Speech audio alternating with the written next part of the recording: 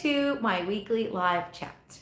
I try to go live here every Thursday at 5 p.m. As you can see, I'm inside today. I was really trying to go live outside, and I said, rain or shine, I'm going live. It is hot. It is muggy. Let me get a little more comfy here and make sure. Okay, can you see me? Hi. So I didn't lock the kittens out this time. So we may have a not so tiny kitten interruption while we're live, but that's okay. I set my chair here just in case. So hi, welcome. Happy Thursday. If you haven't watched some of my videos before, welcome. And for those of you that are regulars, welcome back. I am Mary from Mary's Heirloom Seeds. And hit the thumbs up if you get a chance. Subscribe to our channel if you haven't already. It is so windy outside. I'm just trying to get a little better coverage here. There we go. Make sure I can see your comments. Hey Tom, thank you and welcome back to our live chat. So every week I usually have a specific topic that I discuss. And this week is just a Q&A. So if you've got your questions, please ask them and I'll try to answer. And then every week I go through some of my regular stuff. Hey Lydia, thanks for joining me. As I mentioned earlier, the tiny kittens were not locked out tonight. When I'm indoors, sometimes I close them out so they don't tear the place apart, but they may just do it anyway. So in the description section of this video, you will find a couple amazing links that I always need to mention before I get started. So you'll find a link to my updated comprehensive planting guide. Super important. A lot of the questions that I get asked in emails, Facebook, different social media avenues, the answers can be found in my comprehensive planting guide. And if you can't find the answer, you can always send me an email. My email is mary@marysheirloomseeds.com. Super easy. I try to make it easy. Now, you will also find a link to my anniversary seed sale. We are celebrating an anniversary in May here at Mary's Heirloom Seeds. I do it every year. It's 12 years this year. And so we've got a massive sale that is good through the entire month of May. I didn't cut it off this month at certain dates. So the entire month of May 2023, you'll find some awesome deals. Now, my friend and I, we were talking in the seed shop today about expanding the garden and having some extra beds or some different beds that need to be filled. So some of you, you're just getting started planting in the garden. Hey, Christine, thanks for joining me. Some of you have not started planting in your gardens, and that's part of what we're going to talk about today. So I have expanded my gardens this year almost, I wouldn't say 3 times, but I've probably doubled the amount of garden space I had last year. So of course, I have so much new space and more space that I can plant more seeds. But what are we planting? I mean, it's kind of hard to decide sometimes with 850 varieties this year. It's hard to choose which one. So my friend was asking me what she could plant in a couple of her raised beds. That these in particular are smaller beds and they're not as deep as some of her other beds. So that was the discussion of the day, and I thought it was perfect for our garden video today because some of you might be, sorry, let me get a little comfier here. Some of you might be looking to fill in some gaps. Some of you might have a garden space, a specific type of garden space that you're looking to fill. What do you fill it with? So let's talk about my friend's garden beds first, and then I'll also give you a couple of other options because I've got some beds out here that will be filled with seeds tomorrow. I'm taking a little bit of time off in the garden from the seed shop in the morning to play in the garden. So let's talk about what you can grow in a smaller space and in a shorter space. So specifically, corn is not going to be a good choice for this spot because corn needs a good root base. Especially here, it gets really, really windy. I'm looking out the window right now, and it might be super calm, and then 5 minutes from now, it's like blustery, and you don't really want to grow corn in an area that isn't going to have a good root base. think baby Jojo's going to join me here in the video, but you may not see him because he's short. So corn is not a great option. There he is. Tomatoes are not a great option because, again, they need a really good deep root base. So if you want to grow corn or tomatoes in raised beds, you really need about 12 inches deep plus. So if you can have 12 inches or deeper for those plants, super important. So what can you grow? Instead of telling you what you can't grow, I'm going to tell you what you can grow. So we discussed some squash varieties. She said she had grown some squash in there last year and it didn't do great. It kind of wasn't the best harvest she could have got. So we're going to do some other varieties of squash that are vining. And I'm going to tell you about what you can do to, there's Danny. All right, I told you that I might have some kitten interruptions, and now they're gonna they're not fighting, they're playing, but I want to make sure she doesn't fall off. Anyway, sorry, totally distracted by not so tiny kittens. For those of you that have seen some of my videos, this is Danny. Like I said, destruction. This is what happens when you have baby destroyers in the house. All right, so what can you grow? Thank you, Lydia. What can you grow in something that has a slightly shorter raised bed? Hey, who's there? Thanks for joining me. So we talked about different types of squash, and I'll tell you about how you can refresh your beds and your garden space if you maybe planted something and they need more nutrients. So if you planted heavy feeders last year, you're definitely going to want to amend this year. So you've got worm tea that we already discussed in a previous video. If you missed that video, go back and watch it. I shared with you how to make your own worm tea from worm castings we received from KNC Worm Farm. Now, what if you don't have that? There's a couple other things you can do, and I'll get to that in just a second. Little teaser there. For those of you just joining me, like I mentioned in the description section of this video, you will find a link to my seed sale. Super important. So some of these we're going to talk about, you will find in the seed sale as well. The video isn't based around what we have, but you might find something you're looking for in the seed sale. So if you want to plant some squash in a bed that's a little shorter, and maybe you needed some more nutrients, you're going to want to refresh it. But you can grow, even if it's in a smaller space, you can grow a vining variety of squash. If you grow a bush variety, it's going to take up a lot of space on the top of the bed. Whereas if you grow a vining variety, you can plant a couple in that smaller space, and those vines are going to come out through the raised bed or outside the raised bed into something with a little more space. There's Danny. She's a little crazy tonight. Melons are a great choice for something that is a little shorter and a little smaller. So again, same principle with the vining squash. The melon is going to trail outside of the raised bed, so you can plant several in that same area. Now, if you do plant intensively and you do plant quite a few in a small space, you're going to want to manage your nutrients. So for my beds, I add Mountain Flower Root Boost before I get started planting. If I transplant into the bed, I'm going to use Mountain Flower Root Boost as well. I use it according to the package. I think it's 1 to 2 tablespoons per transplant. I usually just use about 1. It depends on what you're growing and what your soil health is like to get started. You can use 2 if you want, especially if you've got a heavy feeder like squash.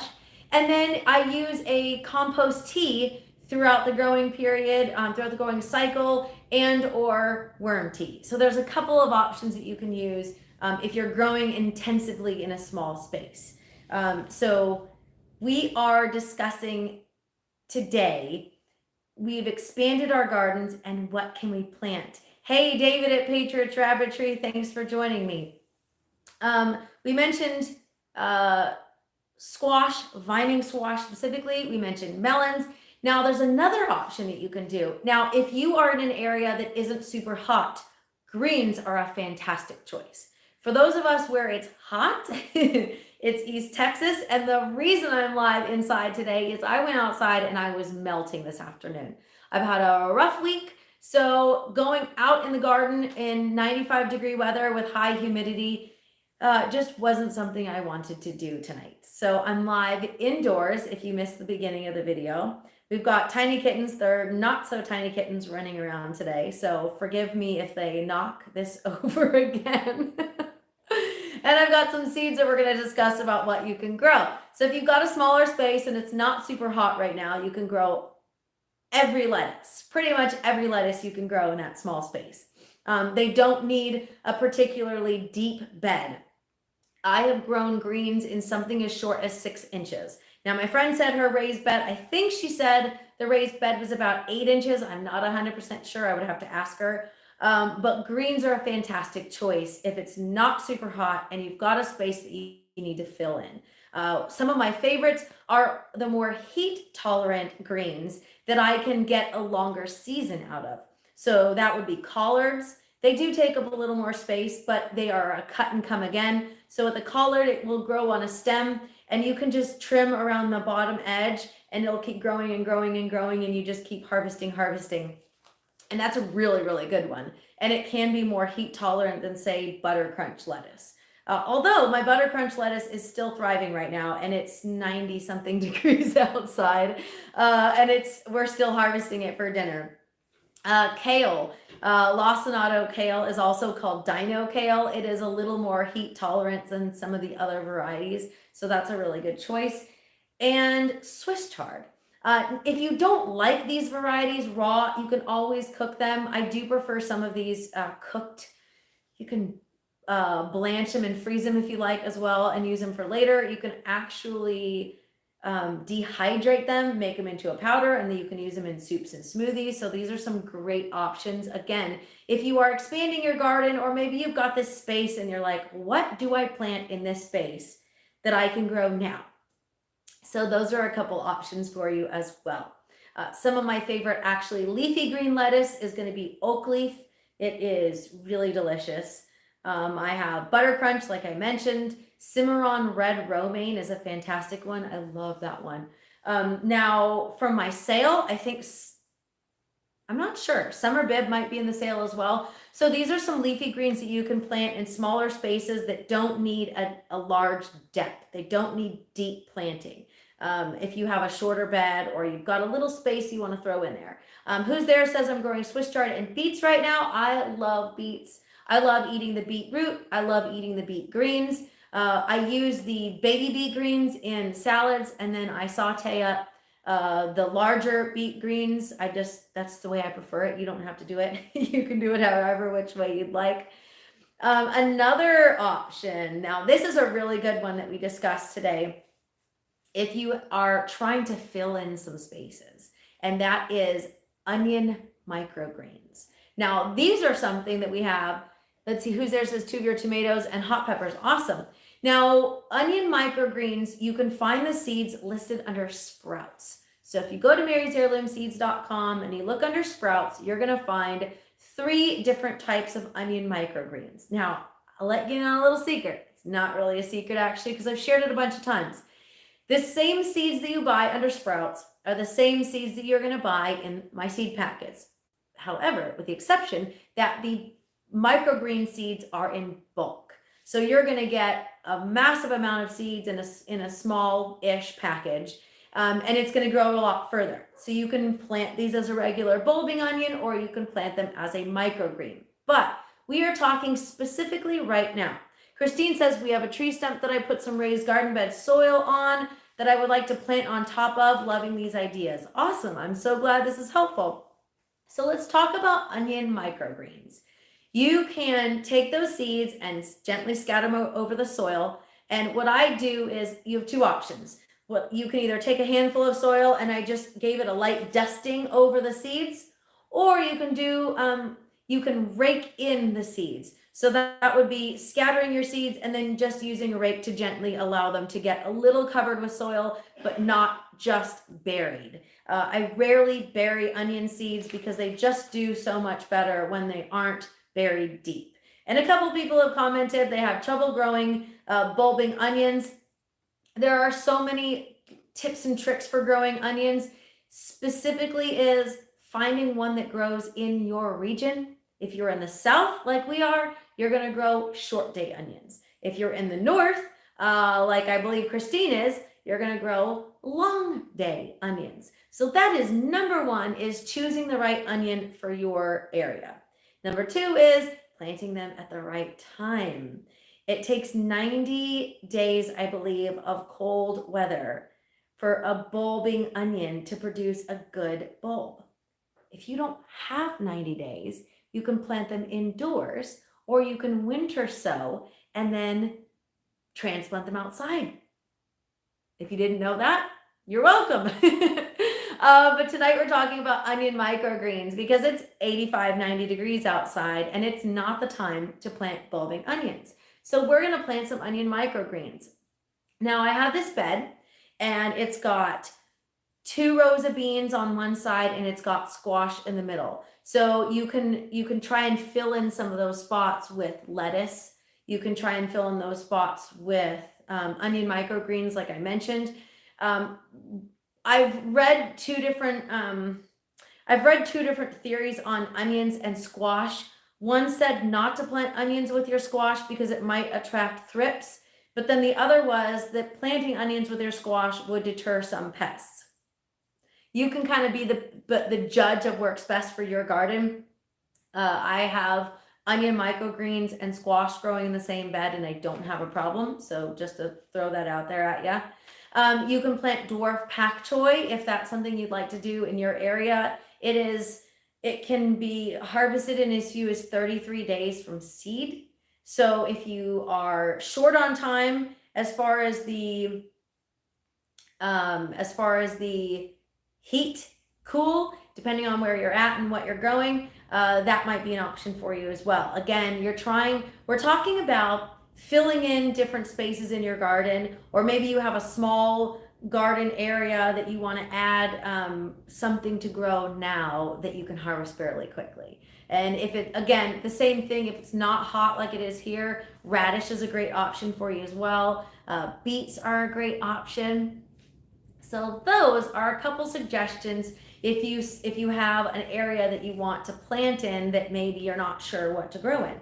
Especially, like I said in the very beginning, if it's a shorter raised bed or shorter container, something like that you're just gonna figure something out, and these are some options for you.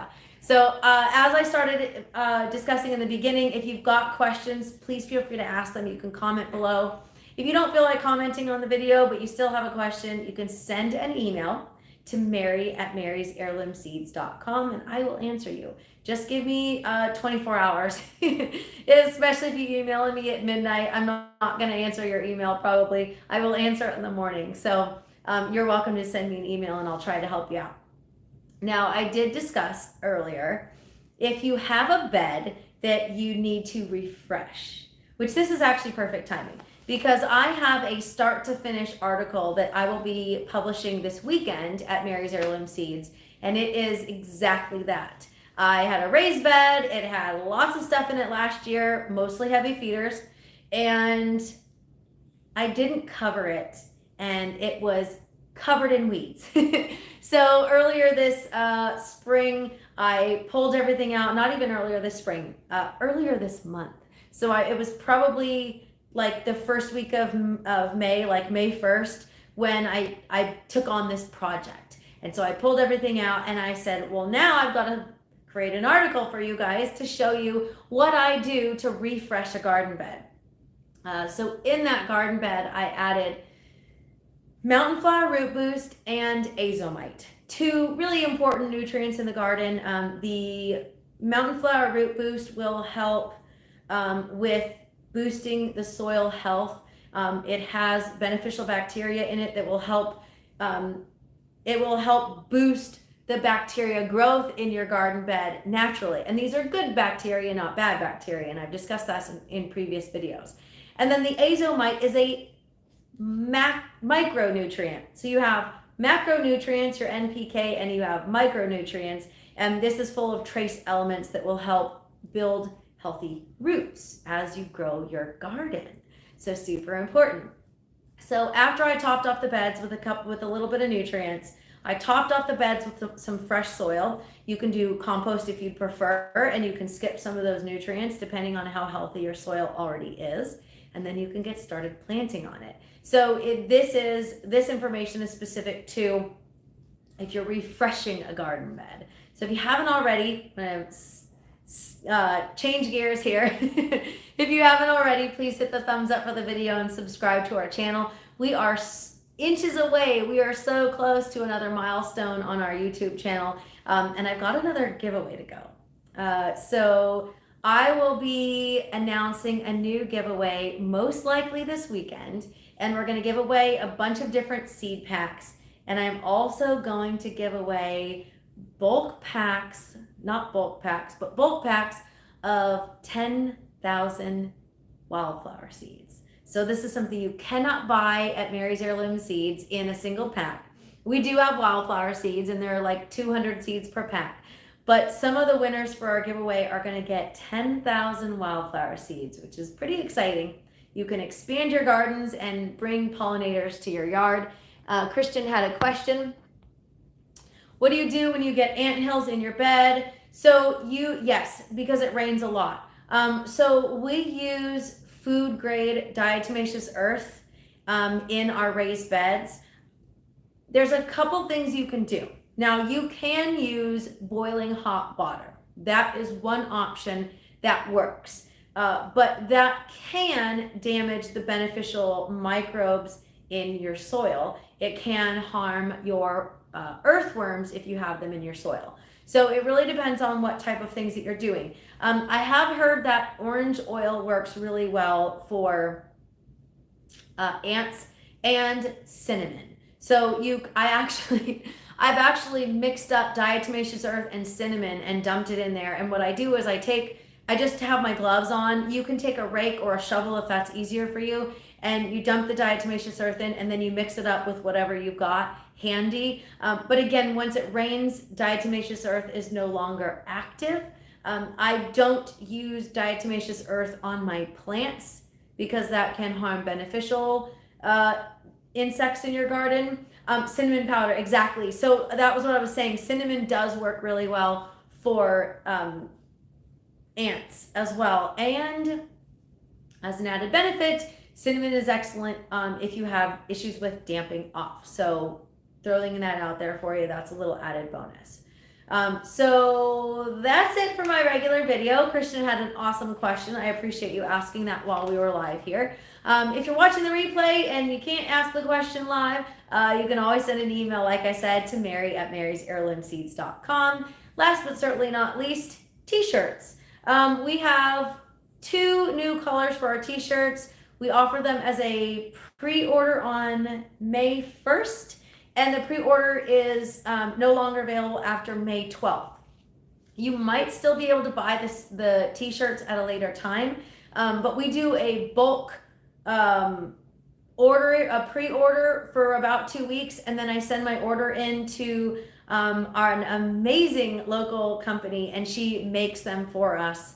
And the turnaround time is about 2 weeks. So we do a pre-order, and then 2 weeks later, 2 weeks after I send her the pre-orders, we should have the shirts back in stock, and we will mail them out to you. So if you want to buy a t-shirt, please buy it separately, because otherwise your seed order will ship separate. Who's there says, yeah, it does work. Awesome. So that's it for me tonight. We have the updated comprehensive planting guide in the description section of this video. You have a seed sale for the entire month of May. I announced a discount code that'll save you 20% off of onions this entire month. I believe it's onion 20. It has to be used in the right area on the website at checkout. And then of course, t-shirts and awesome seeds. If you have questions, please reach out. If you haven't already signed up for my emails, that would be a great thing to do as well, because you will get the announcement for our giveaway immediately. As soon as the giveaway goes live, I send out the email, and then you can enter that way. That's it. I hope you enjoyed a quick, simple, easy way to add a couple things to your garden, and then some organic pest control discussion as well tonight. I am Mary at Mary's Heirloom Seeds, signing off, and happy planting, everybody.